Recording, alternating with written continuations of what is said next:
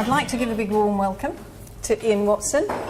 I'm feeling sure that lots and lots of you will know, have heard, met or whatever Iъn, and I haven't organised biography and an introduction because I think Iъn knows who he is, where he's come from, and in a minute he'll know what he's going to say.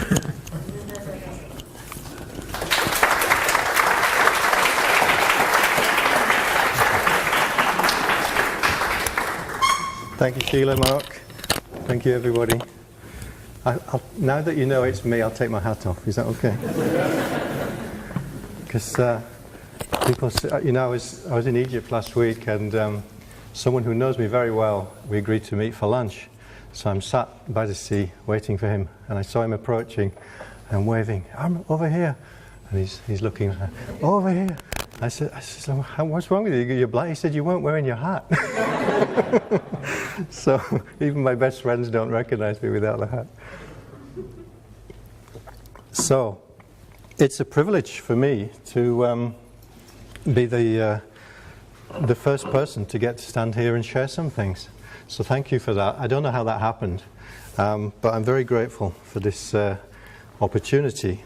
And of course, when you get asked to do something like this, especially when it's a long time ago, you have lots of opportunity to think about it. How long have I got? An hour and 10 minutes. Okay, what can I possibly say that they haven't heard before? And so you go through a little process of thinking about it and then forgetting, and then thinking again, and then deciding, no, that's not going to work. And then this morning I came and I saw the projector. I thought, oh, I could show some slides. I thought, no, you're not going to do that. So that's what we do, isn't it? We get in our thinking, and then we drop out of it, and then we connect to something real again, and we trust. At least that's what I do. And then I get in my thinking again, and then I remember that that's not where I function best from, and then I trust again. So while I was in Egypt, I was running a retreat. I had a group there of mostly people from Egypt. There was only one person came from overseas. And there was a lady in the group who, when she arrived, she was very, let's say, stressed. She had a lot on her mind. You know how you can tell when we've got a lot on our mind?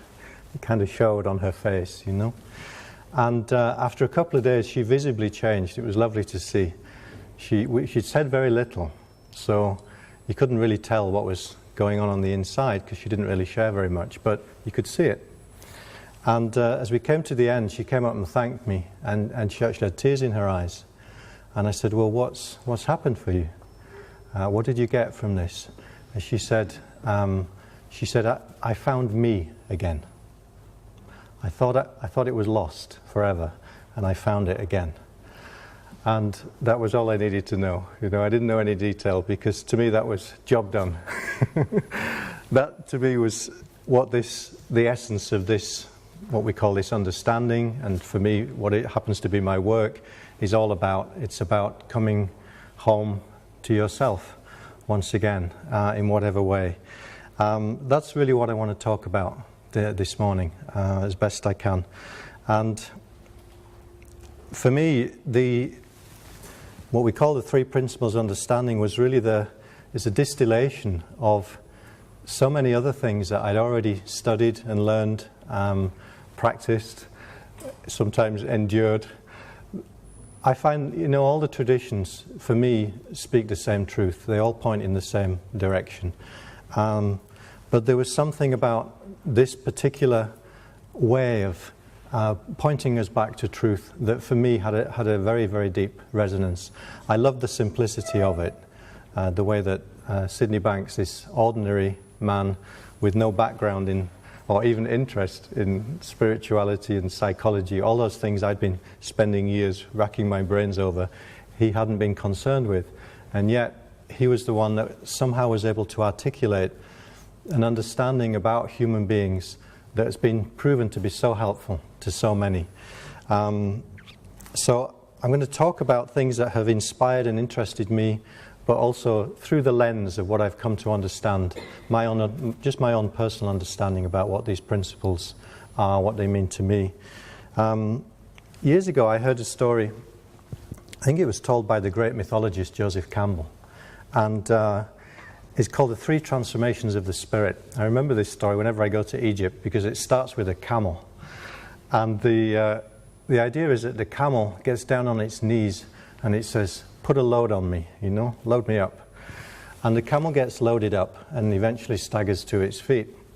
And what it's getting loaded up with is all the expectations and requirements and demands that everybody puts on us as youngsters, or at least they try to.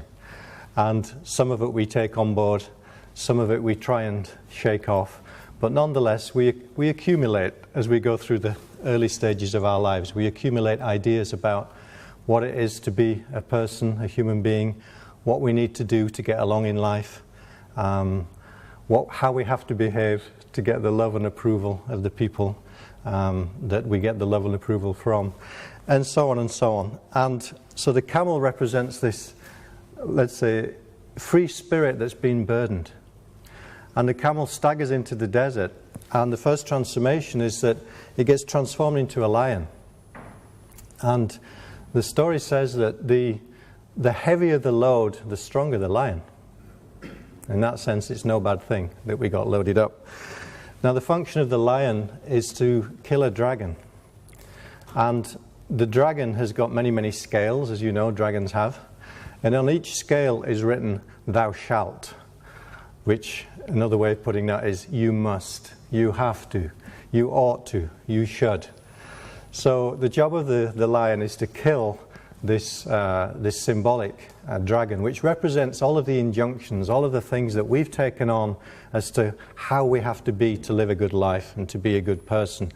And there's a time in life when that's maybe necessary and helpful, but there's a time in life where we have to throw it off, where we have to outgrow that childish mode, if you like, and start to operate from a different place within ourselves. Now, if the transformation is successful, the dragon gets completely killed, then what the final transformation is the lion transforms into a child.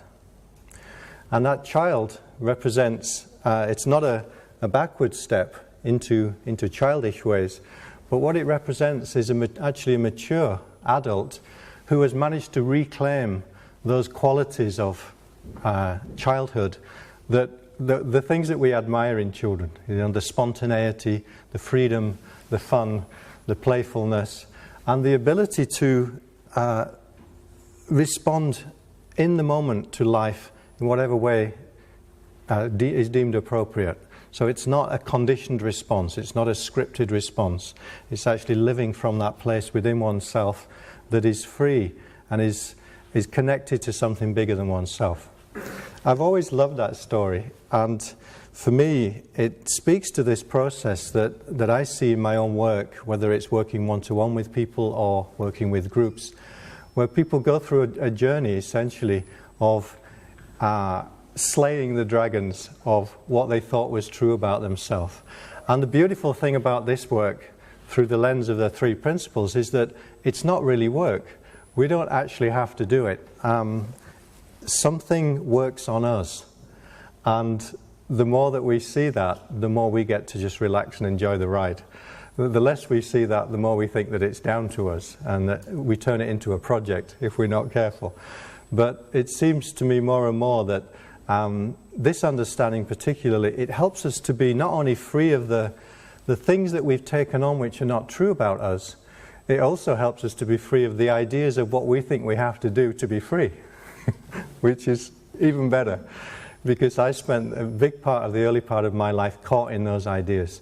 You know, I studied a lot of psychological techniques, emotional healing techniques, and also spiritual teachings, which are all designed to help people, but very often they turn into further scales, further dragon scales. They become other things that we have to remember to do, and I'm sure that many of you will have had a similar journey to mine in that regard.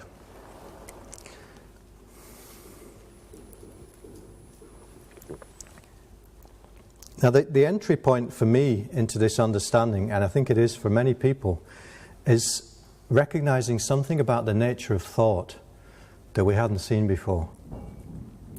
And for me, there was already, let's say, a level of understanding about the role of thought. I knew that thought had something to do with how I felt and how people feel. I saw that beliefs were very closely tied to feeling states. And if you don't believe me on that, just poke somebody's deeply held beliefs about the world and see what happens. People get very offended and very upset very quickly when their beliefs get poked. So I kind of saw this, and I also saw that we don't give up those beliefs easily, even if they're limiting us or restraining us in life. And I got curious about that. There's a process whereby we seem to identify with things about ourselves, even though they're not true, not particularly helpful. It just seems to be a human thing that we do, that we identify with these things, and then we struggle with that kind of feeling of being boxed in by our own limitations, and yet having the experience that it's not us doing the boxing in, you know, it looks like it's being done to us. So one of the things that I saw about thought very, very quickly through this understanding was just a recognition that, first of all, we talk about the creative aspect of thought, the ability that thought has to put a particular flavor to consciousness and give us an experience of life. We talk about how we create feeling through thought, but really, to me, we create all of our experience through thought. So it has this creative function, which is wonderful. But that's what gives us the experience of being in this playground called life. So we don't want to be rid of that completely, but nonetheless, a misunderstanding of that power, to me, it's a bit like the idea of the sorcerer's apprentice, where the sorcerer has this workshop with, magic brooms and all these things that only he knows about. And then he goes out one day and leaves the shop with the apprentice and says, whatever you do, don't touch that broom, or don't open that cupboard, of course. It's the first thing he's going to do. And what, to me, that story is about is it's having a power at your disposal, which the power itself is not inherently dangerous. It's only dangerous if you don't know what you're doing with it. You need some kind of initiation, you need to be helped along. You need to be shown how it works in order to really get the benefit from it without causing harm to yourself or other people. To me, the power of thought is in that category. It's something that we're gifted with, we're born into it already. It's up and running from the moment that we're born. But where's the manual? Like the wonderful book by Jack Pransky, somebody should have told us, I've heard that so many times when I share this understanding with people. Why on earth were we not told this at an earlier age? This would have been so helpful to know about just that little piece, the fact that it's just thought that's creating our experience, and that the very nature of it is that it doesn't look like thought. The thought that's doing the creating is largely invisible to us, almost entirely invisible to us. So we're simply living, and many times suffering, the consequences of our own thought creations. So this is super helpful. This was helpful to me, and it was transformative in my work to see that that's how experience gets created. It's as simple as that, and not just some of it. Because previously I thought that it only applied in certain areas, and then there's these exceptions, Lewis? So I kind of hold on to my exceptions for a little while, and then you start to see, no, here too. So there's the creative power of thought, which is helpful to share with people. But there's also another facet to it, which I got more and more interested in over time, which I'm going to call it the obscuring power of thought. And the obscuring power of thought, what I mean by that is the power that thought has to create the illusion that we've lost ourselves, or that we've lost something that we need, or that we're lacking something, or missing something, or in some way damaged, broken, that we're incomplete. Because to me that's a power that thought has, which if we don't understand that that's just the way that thought functions, this can be deeply troubling for us, and deeply misleading also, because then it looks to us like there's something that we need to do that in order to fix ourselves. We get onto the self-improvement campaign. I don't know about you, but been there, done that, got the t-shirt. So we're up against it in two major ways. On the one hand, the creative power of thought misleads us because we think mistakenly that our experience has been at least partially created by things outside of us. Then we have to get into a life management campaign. How do I sort out the people and the circumstances of my life in such a way that it's no longer doing it to me, It's not bothering me so much, so I can have an easier life. Now that can consume an awful lot of life energy, and it does. So that's problem number one. But problem number two is the obscuring feature of thought is also creating the illusion for us that I've lost that essential sense of self that I know I was born with, that I know is my birthright. Now I wonder where it went, How do I find it? How do I reclaim it? And as Sid Banks funnily describes, we go to India. Well, yeah, I went to India. We go and seek out gurus. Yeah, did that. We study the teachings and the teachers of the ages, and we look here, there, and everywhere. And then he says, somebody tells you, well, look within. So you say, okay, well, where is it? And we take that a little bit too literally as well. And always, the obscuring power of thought is so clever, it's so wonderful, that it remains elusive. It remains elusive until one day it kind of sneaks in when we're not looking for it and says, hi, was here all along, And that's what I saw happen for this lady in the retreat group. She didn't do anything to reclaim that sense of me that she thought had gone missing. That was beautiful about it, and that's also what was kind of shocking about it, is that how could that have been so simple? She imagined that she was going to learn some techniques that she had to go home and apply for a few months or years, And suddenly, without trying or doing anything, there she was. She was right where she'd been trying to get to without having done anything. So it's very paradoxical, isn't it, this whole game?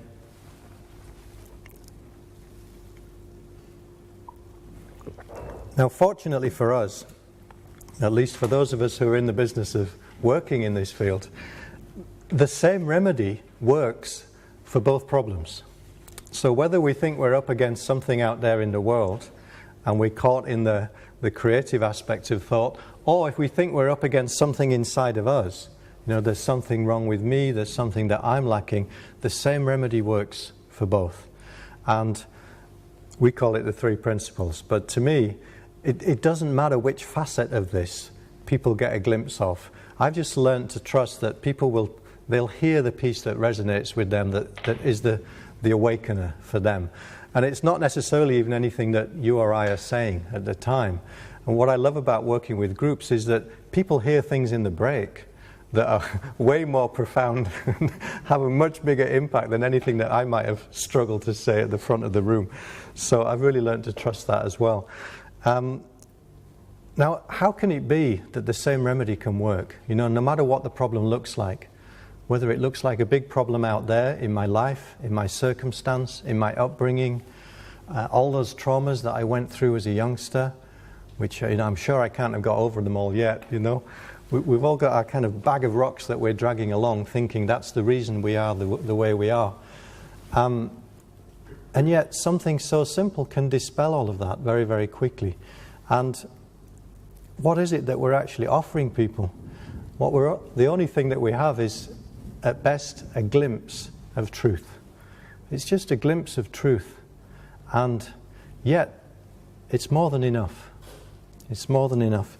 Now, some of you know, my background was in homeopathy, so I worked in that field for many, many years. And if you know anything about homeopathy, what people find difficult to accept about homeopathy is that we use remedies which apparently have got nothing in them. It's like much ado about nothing, We start with a material substance, and then it gets diluted and diluted and diluted. And people have calculated using this thing called Avogadro's number, which I don't understand, but apparently Avogadro had this idea that if you dilute beyond a certain point, there cannot be a single molecule left of the original thing. There just can't be. And yet in homeopathy we call that a high potency. we say that's the more powerful medicine, the one that's got less of anything in it. So you can see that people have a little struggle with this, particularly if they're in a materialistic mindset. But you know what I saw in homeopathy is that people either get it or they don't. It's not something that people come to through reasoning, because you can't figure it out. You know, if you try and apply traditional maths or physics or chemistry to homeopathy, you're going to go round and round in circles, and you're going to conclude that not only that it doesn't work, but that it cannot work, which is the general conclusion of the scientific community to this day, 200 years later. And yet homeopaths merrily go about their business healing the sick and finding that it works beautifully, thank you very much. You know, I know it can't and shouldn't, however it does. And one of the things that's very intriguing about homeopathy is that you don't need to do very much. Sometimes a person takes literally one little pill, one dose of the remedy, and they experience a sudden, instantaneous healing, which they didn't think or know was possible. I've seen it many times. I've even seen people literally open the bottle and sniff it. They didn't even put it on their tongue, and the healing began. How's that possible? Well, the way that we explain it is that the healing power is not in the medicine. The healing power is in us. And it was always there. It's just that we weren't making use of it. And that the only thing that the homeopathy is doing, it's acting as a catalyst. It's waking up something that was already there, latent, dormant within us. And it doesn't take much, because that's what it wants to do. It wants to heal us. We're designed for self-healing. We're designed for self-repair, certainly on a physiological level. And now, through this understanding, what do we discover? The same is true on a psychological and emotional level. So to me, the same principle follows. We don't have to do much. Why? Because we're designed that way. We're designed to wake up to the truth of who we are. So in that respect, the less we do, the better. And I don't know about you, but those of you who work in this field, I think will probably have found this. To me, the only thing that makes this work difficult is us. You know, we get in our own way. We get overcomplicated in our explanations, or we try too hard. You know, we get invested in the outcome. We start thinking that it matters that this person gets it, you know? Well, good luck with that one.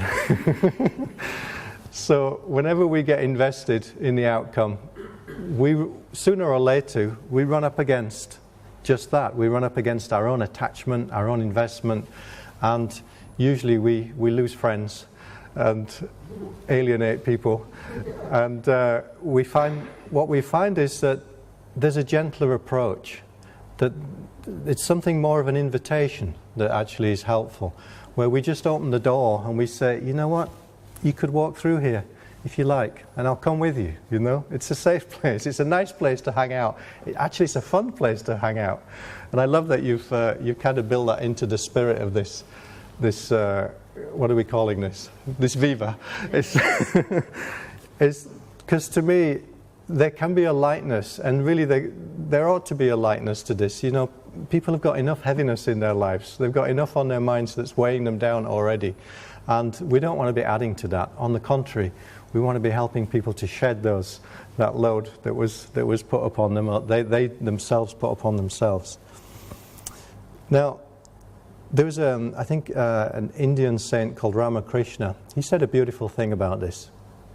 He said, it doesn't matter, I'm paraphrasing, this probably weren't his exact words. It doesn't matter if a cave has been in darkness for 5,000 years or 5 minutes. If you light a candle, it's instantly illuminated in both cases. Now, to me, there's a very, very deep truth contained in that little parable. And that, to me, speaks to the fact that it doesn't matter how long someone has been living in the illusion that they are lost, or that they are damaged, or that they're broken. It really doesn't matter. It's just that. It's an illusion. They can wake up from that in an instant, whether they've been lost for 5 minutes or lost for the bigger part of their life. That, to me, is one of the most hopeful and beautiful things about this understanding, is that it does away with that crazy idea that if you've been struggling for a long time, it's going to take a long time to get over it. You know, that's what I learned in psychology training. I learned that there were easy cases and difficult cases, you know. And the difficult ones, you better dig in because it's going to be a long haul. But never mind, they're good for business because they keep coming back, you know. Something in me was never entirely comfortable with that. I knew that it wasn't really my job to have people keep coming back, you know. I knew that.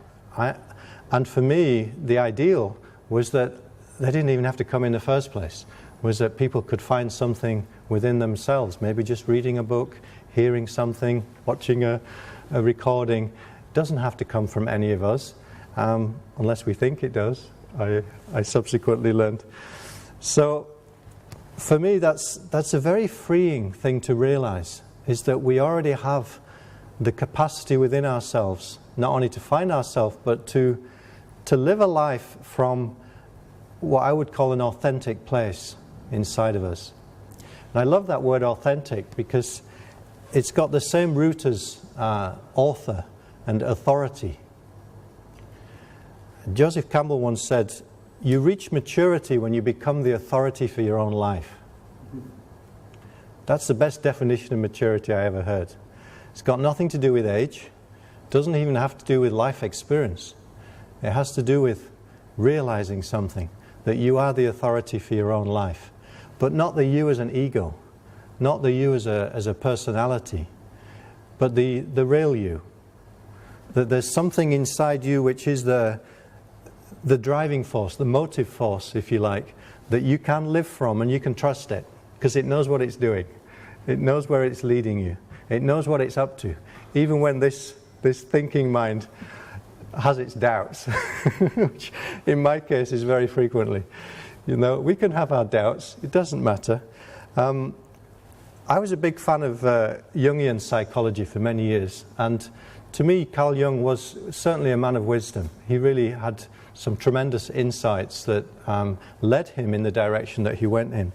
So I still like to go back and study some of the people that have inspired me, and I get freshly inspired now with the understanding that I had. And recently I reread a story, an account of when in about 1920 Jung went to New Mexico in the States, and he had a meeting with a native Indian chief, as he called him, whose name was Mountain Lake.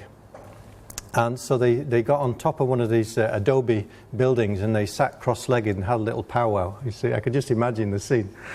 And this Indian chief reflected to Jung. He said, "I look at your people, you know, the white people," and he said, "I see their faces. I see the furrows, the lines on their face, you know, the anxious expression. I see the restlessness in their eyes, and sometimes the cruelty that your people have inflicted on my people." And he says, "We don't understand you. We don't understand you." He said, "We think you're mad." This is what he said to Jung. Jung was curious. He said, "Well, why do you think that?" And the chief reflected back to him, and he said, "You think with this. That's your problem. You think with this." Jung was taken aback. He said, "Well, yeah, of course. You know, what do you do?" And the guy said, "We think with this." And this apparently this threw Jung for a loop. He was completely floored by this gesture from this Indian chief. It had never occurred to him that there was a whole mode of being. There was a place within oneself that you can operate from that is not this. He kind of knew it, but he really knew it when this was reflected, it was mirrored back to him. He suddenly saw, my God, this is the history of Western civilization. We've been living from a place of ideals and ideas and concepts, and look at the mess we've created, not just in our own personal lives, but also in the wider world. And he saw that there'd been a huge cost that we'd paid for over-developing the intellect, or over-reliance on the intellectual capacity. It was a big turning point in his career and also in his understanding. And for me, this is the process that I see magically happen over and over again. When people start to get a feel for what this three principles is about, this is what starts to happen. They start to drop out of here and they start to reconnect to here. And it's been said that it's the longest journey we take is from the head to the heart, but it ain't that far, Distance-wise, most of you have travelled a lot further to be here, for sure. And yet, it takes as long as it takes, but ultimately, it's not a long way to go. We don't have a long way to go. It's just a simple shift that happens when people realise, I don't have to live according to that which I've been believing in my own thinking. One of the first talks I gave about my very, very limited understanding of the principles, I'd literally only just come across it, and then I was invited to give a workshop. I think it was in the Czech Republic. It was supposed to be on something else, but I was so excited about this that I just ditched whatever else was on the agenda. I said, okay, I got something new. Can I talk about this? They said, sure. So I was sharing what little I knew, and it was going through a translator, so God only knows what was actually being said. I have no idea. I don't understand Czech, so I don't know. It was a leap of faith on all counts. But, what I've learned is that you can tell when people are hearing something.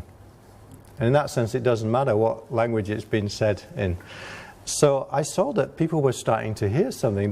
Things were happening. Not everybody to the same degree, but I could see people relaxing. I could see people's faces changing. And I thought, well, this is nice. Something's happening here. And there was a lady in the group, and she took the role. I don't know about this group, but groups often, they have a kind of a spokesperson in the group who's the one who takes the role on behalf of the group, and that person's job is to ask all the awkward, difficult questions, right? So that seemed to be her job. So every now and again, I've got a question, and I've got another question, and furthermore, And after a while, you start to realize there's something behind these questions that none of my answers is addressing. You kind of start to pick up on that, hopefully sooner, but in my case it was a bit later. So she went on all day with these difficult questions, and I realized at the end of the day none of my answers had really satisfied her. So anyway, I said, don't worry, come back tomorrow. Don't worry, it'll all get sorted tomorrow. So she left, and we were all staying together. It was like a retreat setting, a bit like this. Although it turned out this lady was the only person who wasn't staying. And the reason she wasn't staying was because in her mind she had too much to do at home to take care of. So she drove a long way at the end of the day to get home. And while she's driving home, this is what she told us the next day. Okay. So she's driving home and she's thinking, oh God, I have to do this, and I have to sort out the children, and I've got to make dinner, and then I've got to make sure they've done their homework, and I've got to take the dog for a walk, and I have to. Busy mind. So she gets home and she's peeling the vegetables, which I thought was a nice kind of Zen metaphor. She was literally peeling the vegetables, and she's hearing this stream of I have to's pouring through her mind. And at a certain moment, she had a new thought, which you guys would call an insight, I suppose. And the thought that crept in was, I don't have to.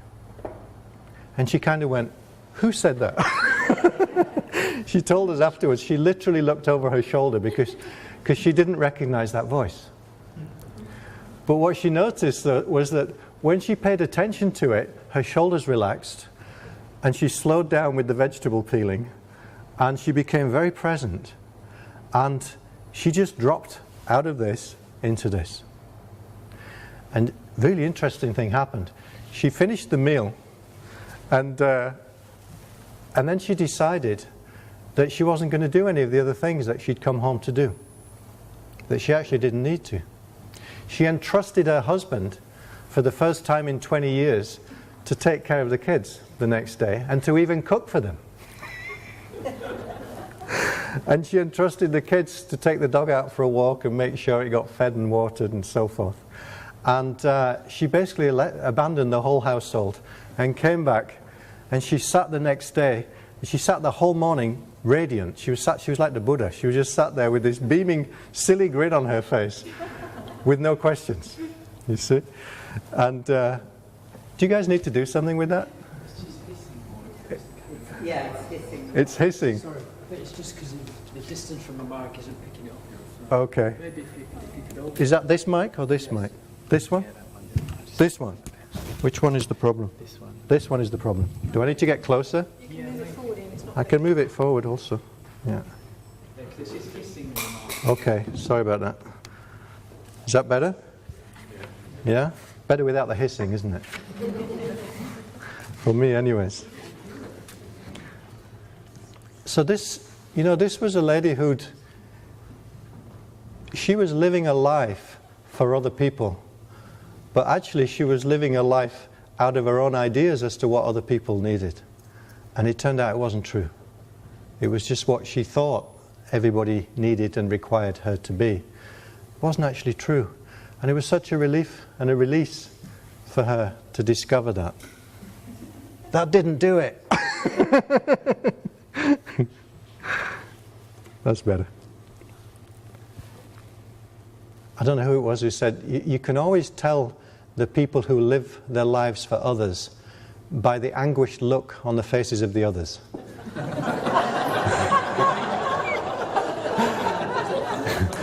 Leave me alone. And it's like that, isn't it? We get into our campaigns about what it is we think people need from us, what they require of us, and we don't see that they're not demanding that of us, really. We're demanding it of ourselves. I see so much of that in my work.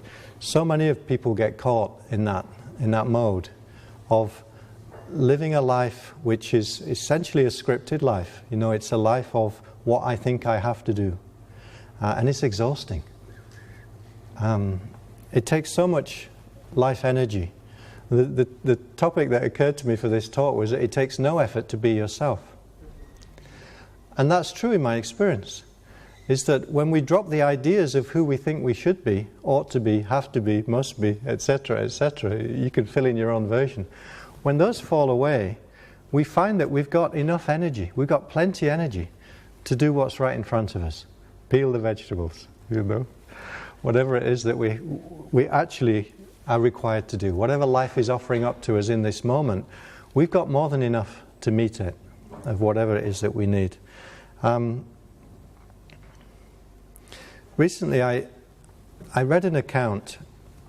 No, actually I heard it on the radio. I'd seen it in a newspaper, and then I heard on the radio about this. It was a boat that was in Vancouver when people were whale watching. Some of you may have heard about this. It was maybe a month or so ago. And having been to Vancouver recently myself, it kind of caught my eye.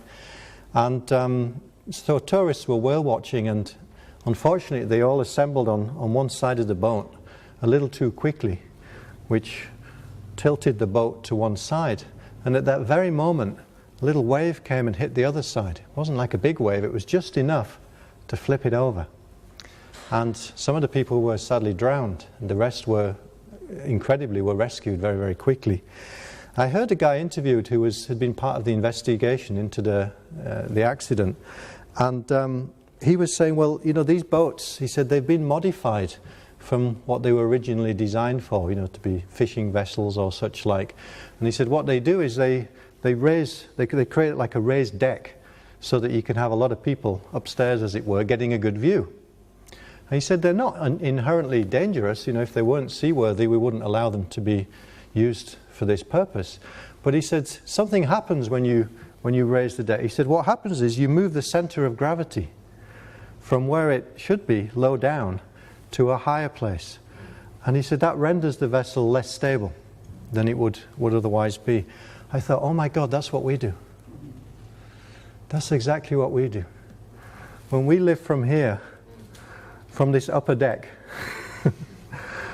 we've moved the center of gravity to a place where it shouldn't have been. And we render ourselves unstable. And we seem to lose the natural resilience that would otherwise be our natural birthright. We become literally less resilient. It's a lot easier for us to be knocked over by life when we're operating from here. Why? Because our illusions tend to get shattered. Have you noticed? The things that we hold to, which are not actually true, life has a way of showing us that they're not true. And so we get knocked over, we get swept into the sea over and over again. And It's interesting because Jung himself said at one point, he said really what he came to understand was that the process of what he called individuation, becoming a whole, healthy human being, he said really it's a very simple thing. All that's happening, he said, it's a movement of the center of gravity from the ego to the self. That's how he called it. It's a movement of the center of gravity. And actually, even that is overstating it, because it's not like we have to move anywhere, you know, we don't have to go any place. To me, it's more of a coming home to that natural place where we ought to be centered, the place which is natural to us, and recognizing that we've been living from a place that wasn't that wasn't really in alignment with our true nature. I think, you know, I think it was Keith Blevins, who many of you will know, who I first heard use the analogy of the time when humans believed that the earth was the center of the known universe, and then that got shattered. I thought that's a really nice analogy in lots of different ways, but to me what it really spoke to is the fact that we'd been kidding ourselves that we were more important than we were, you know. When we put the earth at the center, we were really fooling ourselves big time, weren't we? At that point in history, it's like, look at us, you know. Look how important we are. We got the sun and the whole heavens going around us, you know. But, you know, and I think it was a significant moment for sure, astronomically and scientifically, when, was it Galileo or Copernicus, I don't know which, when they basically said, sorry guys, but it's the other way around, you know. Sorry to break the news. Of course, that was a huge thing scientifically, but for me, we haven't fully made that shift psychologically yet. We're still putting something at the center which doesn't belong there. You know, whether we call it ego, intellect, thinking, false ideas about ourselves, it doesn't matter what we call it, but when we make that the center, and then our spiritual life and everything else is trying to revolve around that, we're inherently unstable. It's not going to sustain. And there's this somehow coming back to the truth of who we are. It corrects everything else. It takes care of everything else. We don't have to do that. It does it for us.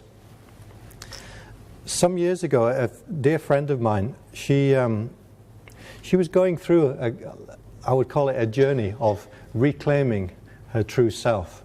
And she knew it, because she realized that so many things that she'd been living by were no longer true, and they were falling away. And for some people that's unsettling at first. And I think we have to be compassionate towards that. We have to take that into account, that when you've been living out of something that you believed was true, and then you see that it isn't, it can often leave a bit of a hole in your life for a while. It kind of opens up. For some people that's a little bit scary, and it was in my friend's case. But she had a dream, and it was a wonderful dream, whereby in her dream she was driving her car at high speed through the lanes of northern England, where we both lived at the time, which she was prone to do, by the way, in waking life. She was a bit of a mad driver, but she was a good driver nonetheless. So she finds herself in the dream, in her car, driving at high speed around familiar lanes. And then, you know how dreams suddenly switch? So it suddenly switches, and she finds herself in the back seat, still being driven in her car at high speed, only now she's not driving. And her initial response is to get very concerned, and she's trying to peer around to see who's in charge now. She couldn't see. So she gets very frustrated in the dream and somewhat scared. She's just like, she's holding on like this, like, you know, can I trust whoever this is? And then in the next moment she has this realization, well, I can't see who it is, but they seem to be a damn good driver. And she recognized they're at least as good a driver as I am, if not better. And then her next realization was, still in the dream, was, you know, it's really nice to be driven. It's really nice to be a passenger for a change, and not to be the one who's doing the driving. And she woke up. So she woke up with that lovely feeling, and then she got on the phone to me. She said, Ian, I've just had this crazy dream. I've no idea what it means. Can you explain it to me? Isn't that funny? And I just laughed when I heard it, because it was such a perfect mirror image of the very process that she was going through at that stage in her life. She was letting go control of what she thought was the controlling force in her life. She was realizing not only that it wasn't, it had never been. That's what she started to see. It was all an illusion. The idea that we're in control is just that. It's just an idea. And it was a beautiful surrender for her. And it was so lovely to see how she was able to live her life really, I would say, for the first time from an authentic place. So she still had, her family to take care of. She was still working and so on. But the place that she worked from and the place that she took care of her family from, all of it, it was from a different place within herself. Do you know what I mean by that? It's not that she was doing different things necessarily. She was still performing her motherly duties and so forth beautifully, but she was doing it from a place within herself which wasn't I have to, it wasn't I must, it wasn't I should, it wasn't I ought to. And she wasn't beating herself up relentlessly for not having done it well enough. So when you let go of all of that, you're still free to do whatever needs to be done. That's the beautiful thing. But you can do it in a free way. You can do it with a light touch. And you can also see when it no longer makes sense to do it. It's like, actually, I don't have to do that. My husband can feed the kids sometimes, if I let him. Turns out he can do that.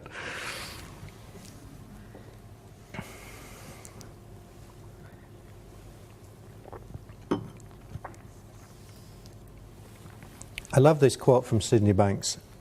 He said, in this game of life, we all search for ourselves. And when I say selves, I mean inner selves.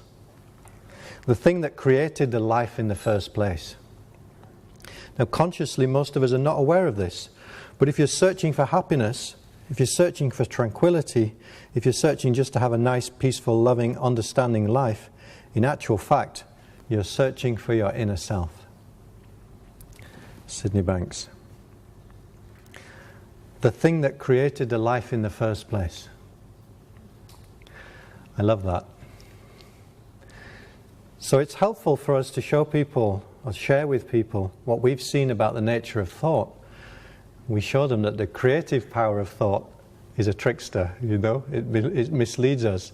And there's also the obscuring power of thought, which hides ourself from ourselves, as it were. Just like the lampshade can obscure the light, but it's not the light is not diminished. It's just obscured. It's still shining as brightly as it ever was. So that's helpful. But ultimately, these to me are stepping stones, if you like, towards a deeper realization that is also offered in this understanding. And that has to do with this, the thing that created the life in the first place. And whether we point to it directly or indirectly doesn't matter. I think that any of us who hang around this understanding for long enough, we start to see this other dimension to it. Sometimes suddenly, sometimes gradually. That ultimately what we're pointing people back to is that they themselves are not what they took themselves to be. That we are that life force energy itself which is doing the creating, which is also doing the obscuring. We are that. That's who we really are. That we've identified ourselves with something that wasn't real, that wasn't true. And it's a very human thing to do, but it also creates a lot of struggle and a lot of suffering in our life. And we can see through it. We can wake up from it. It's lovely seeing the big Buddha statue. You see the Buddha sat outside just as they came in here? In Sanskrit, Bud means waken, to wake up. The Buddha is the one who wakes up. And that to me is what this really offers to us and to the people that we're sharing with. It's an opportunity to awaken to our true nature. And to see that that there's nothing that we have to do or can do to become whole, healthy human beings. There's a beautiful Taoist poem which begins with the line, "The snow goose need not bathe to make itself white." I love that. It need not bathe to make itself white. Why? Because it's already white. Its nature is whiteness. And our nature, our true nature, is not anything that we have to do to make happen. We can't improve on it. We can't fix it. The paradox is that it's not a thing. It's not anything that we can name or pin down. It's not static. It's the energy of life itself coming through us individually is that same energy as we know that's growing the plants, making the sunshine, everything else, keeping the planets in their respective orbits. It's doing all of that, and yet it's doing us too. It's a done deal. We don't have to do it. We don't have to work on it. For me, it was such a relief to know that I didn't have to work on myself. Oh my God. That was such a relief. And you know, when I share that with people, some people get really upset because they've really got attached to the idea of working on themselves. They've really got on board with the project, you know. And they don't want me to take that away from them. I say, you know what, hold on to it for as long as it serves you, you know, it's fine. If you're fortunate, there might come a day when you'll see you don't have to, you know, you'll see you don't have to. And that to me is what the best we can hope for, is that people in their own time, in their own way, they come to that realization gently when they're able to see it for themselves. And we can't know something before we know it. You know, one of the big traps that I find I fall into, and I see many people fall into, is that we think we should know something before we actually know it, without realizing that that's not actually possible. We get what we're given when we're given it, and the more that we're able to shed that which we no longer need, in my mind, the more space we create for something new to come in. That's the best we can do. We can create the space.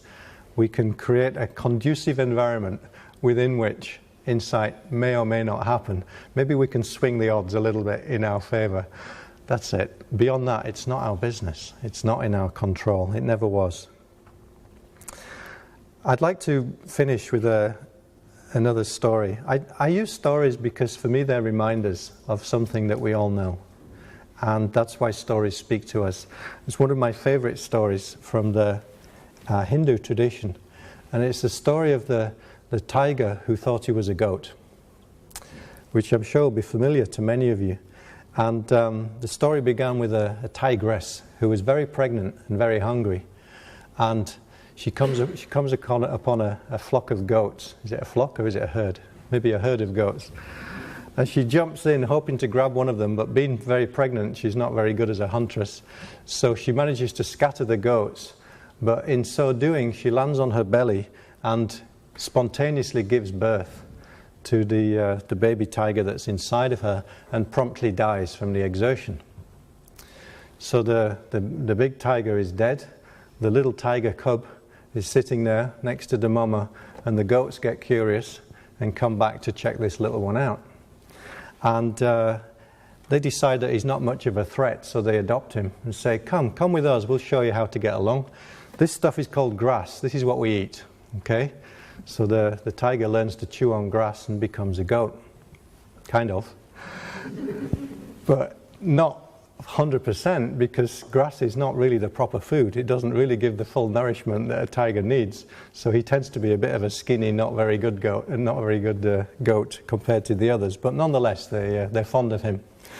So he hangs out this way for a while, and then one day a big male tiger chances upon this herd of goats and does the same thing, comes and pounces and sends them all scattering. Again, unsuccessful, didn't manage to get one to eat. All the goats run away, but the tiger, being a tiger, doesn't know he's supposed to be scared of tigers. So he sticks around. And the big tiger's very surprised to see this little tiger cub sitting there. He's like, what the hell are you doing here? And the little tiger says, meh, I'm a goat. See? Something like that. And the older one says, you're kidding me. Come on, you're not a goat. You don't belong here. Meh, it's Enu. So he takes him by the scruff of the neck, carries him away and finds a still pond, holds him by the neck and shows him, says, look, that's me. See those features? See those whiskers? See those stripes? Tiger. Look at you. whiskers, stripes, teeth, claws. You're tiger too. You're like me. Now go off and be a tiger. And the little fella says, meh. He's still not convinced. So the tiger thinks, oh God, how am I going to get this through to him? So he takes him back to his tiger den, where he's got a recently killed gazelle carcass with some meat left on it. So he pulls off a big chunk of bloody meat, shoves it in the little one's mouth. And he's like, excuse me, I'm a vegetarian. You know what I mean?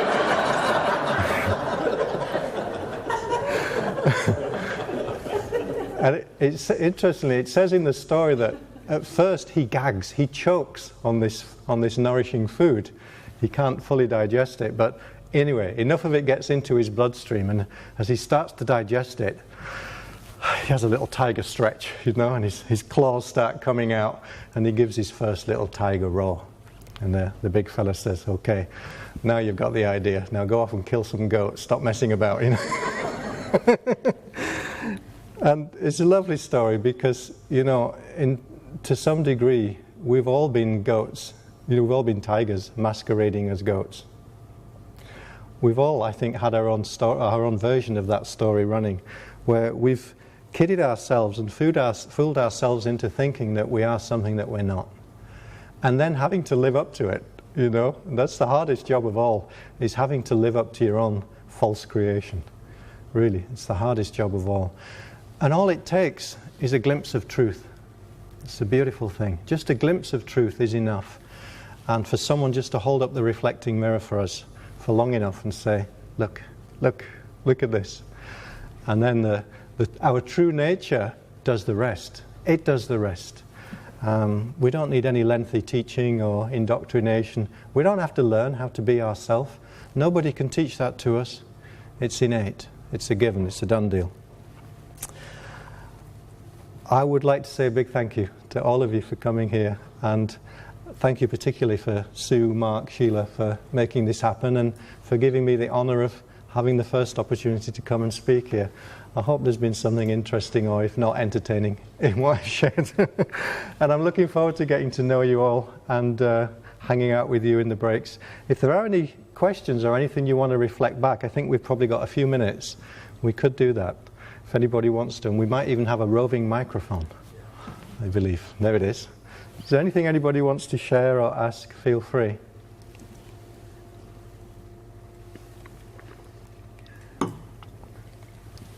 Yeah, please. Let's bring the mic.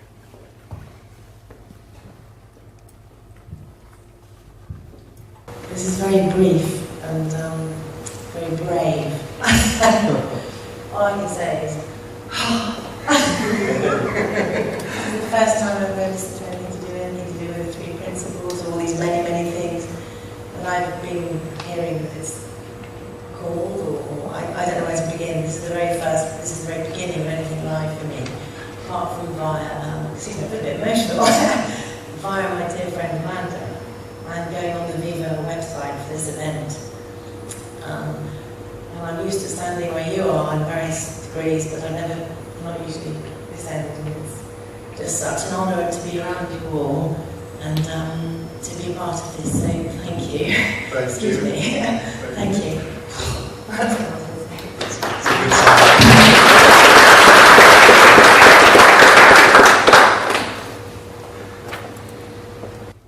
That's how this works. We get touched. We get touched by that which was already within us. That's it. Beautiful. Thank you. Anything else? Anything else anyone would like to share or ask? You guys want coffee, don't you? You want coffee. I can see it in your eyes. Coffee. Shall we break? Absolutely fine. Thank you so much. Thank you.